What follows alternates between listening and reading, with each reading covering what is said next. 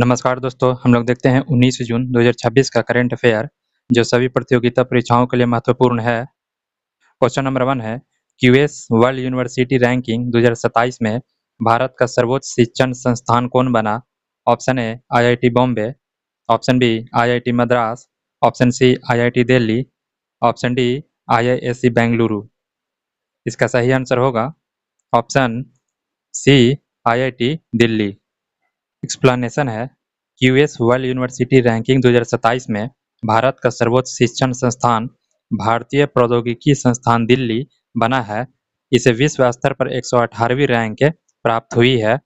इस रैंकिंग के मुख्य बिंदु इस प्रकार हैं: IIT Delhi 118 rank, IIT Bombay 134 और आईआईटी मद्रास 170 हैं, जो दुनिया के टॉप 200 में शामिल है।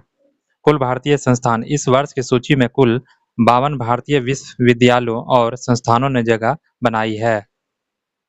क्वेश्चन नंबर 2 है सोशल मीडिया उपयोग के लिए न्यूनतम आयु 15 वर्ष तय करने वाला देश कौन है? Option A Australia, option B UAE, option C Canada, option D Japan. इसका सही आंसर होगा option B UAE. Question number 3 है राष्ट्रीय सांख्यिकी आयोग के नए अध्यक्ष कौन नियुक्त हुए हैं? Option A Arvind Panagariya, option B Saibal Chattopadhyay, option C Amitabh Kant, option D Rajiv Kumar. इसका सही आंसर होगा option B Saibal Chattopadhyay. Question number 4 है राष्ट्रीय हरित हाइड्रोजन मिशन के अंतर्गत भारत के हरित हाइड्रोजन प्रमाणीकरण पोर्टल का शुभारंभ किसने किया? Option A Narendra Modi, option B R K. Singh, option C Prahlad Joshi, option D Hardeep Singh Puri. इसका सही आंसर होगा option C Prahlad Joshi. Explanation है केंद्रीय नवीन एवं नवीकरणीय ऊर्जा मंत्री प्रहलाद जोशी ने राष्ट्रीय हरित हाइड्रोजन मिशन के अंतर्गत भारत के हरित हाइड्रोजन प्रमाणीकरण पोर्टल का शुभारंभ किया। नवीन एवं नवीकरणीय ऊर्जा मंत्रालय द्वारा विकसित यह पोर्टल देश में हरित हाइड्रोजन के पारदर्शी प्रमाणीकरण और नियामक अनुपालन को आसान बनाएगा। क्वेश्चन नंबर 5 है बिहू पेपा किस राज्य का पारंपरिक वाद्य यंत्र है जिसे हाल ही में जीआई टैग मिला है? Option A Manipur, option B Meghalaya, option C Nagaland, option D Assam. इसका सही आंसर होगा ऑप्शन डी असम। एक्सप्लेनेशन है बिहू पेपा असम राज्य का एक पारंपरिक वाद्य यंत्र है। हाल ही में इस अनोखे वाद्य यंत्र को भारत सरकार द्वारा भौगोलिक संकेत प्रदान किया गया है। पारंपरिक रूप से पेपा भैंस के सींग और बांस से बहुत बारीकी से हाथ द्वारा बनाया जाता है। यह असम के प्रसिद्ध बिहू उत्सव और राज्य की लोक संस्कृति का एक अभिन्न अंग है। क्वेश्चन नंबर 6 है विप्रो की ग्लोबल टॉप 20 पेटेंट रैंकिंग में शामिल होने वाली एकमात्र भारतीय कंपनी कौन बनी? Option A TCS, option B Infosys, option C Reliance Industries, option D Jio. इसका सही आंसर होगा ऑप्शन डी जियो। एक्सप्लेनेशन है विश्व बौद्धिक संपदा संगठन की पेटेंट सहयोग संधि रैंकिंग में ग्लोबल टॉप 20 में शामिल होने वाली एकमात्र भारतीय कंपनी जियो प्लेटफॉर्म्स है।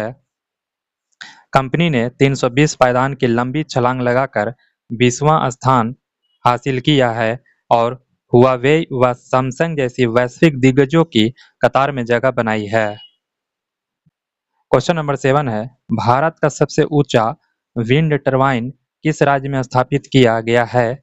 ऑप्शन ए Gujarat, option B Rajasthan, option C Tamil Nadu, option D Karnataka. इसका सही आंसर होगा ऑप्शन डी कर्नाटक। एक्सप्लेनेशन है भारत का सबसे ऊंचा और सबसे शक्तिशाली विंड टरबाइन कर्नाटक के विजयनगर में स्थापित किया गया है। सुजलान द्वारा स्थापित इस 5 मेगावाट टरबाइन जिसका मॉडल है S125, इसकी ऊंचाई 160 मीटर है। इससे पहले अडानी ग्रुप द्वारा गुजरात के मुंद्रा में 200 मीटर ऊंचा प्रोटोटाइप विंड टरबाइन लगाया गया था।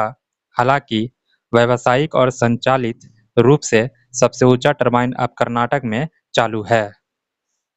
क्वेश्चन नंबर 8 है, सहकारी फसल ऋण माफी की सीमा 75,000 तक बढ़ाने वाला राज्य कौन सा है? ऑप्शन ए Maharashtra, option B Punjab, option C Tamil Nadu, option D Haryana. इसका सही आंसर होगा ऑप्शन सी तमिलनाडु। क्वेश्चन नंबर 9 है, केंद्र सरकार ने किस राज्य में एक्वा पार्क और नेशनल फिश डेवलपमेंट बोर्ड के क्षेत्रीय केंद्र का उद्घाटन किया?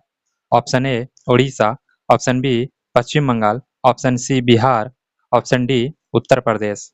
इसका सही आंसर होगा ऑप्शन सी बिहार। एक्सप्लेनेशन है, केंद्र सरकार ने बिहार राज्य में अत्याधुनिक एकीकृत एक्वा पार्क और राष्ट्रीय मत्स्य विकास बोर्ड के क्षेत्रीय केंद्र का उद्घाटन किया।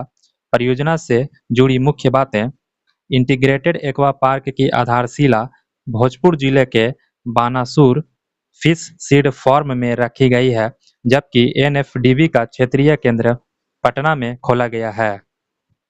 इसकी लागत प्रधानमंत्री मत्स्य संपदा योजना के तहत एक्वा पार्क का निर्माण ₹31.21 करोड़ की लागत से किया जा रहा है।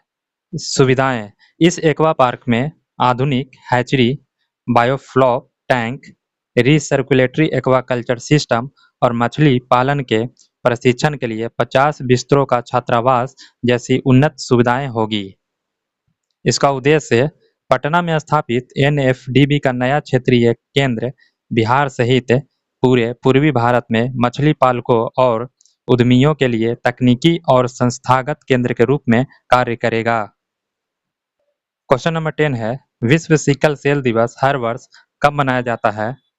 Option A 14 June, option B 18 June, option C 19 June, option D 21 June. इसका सही आंसर होगा ऑप्शन सी 19 जून। एक्सप्लेनेशन है, विश्व सिकल सेल दिवस हर वर्ष 19 जून को मनाया जाता है। इस दिन का मुख्य उद्देश्य सिकल सेल रोग और इसके लक्षणों, जांच तथा उपचार के बारे में विश्व स्तर पर लोगों को जागरूक करना है।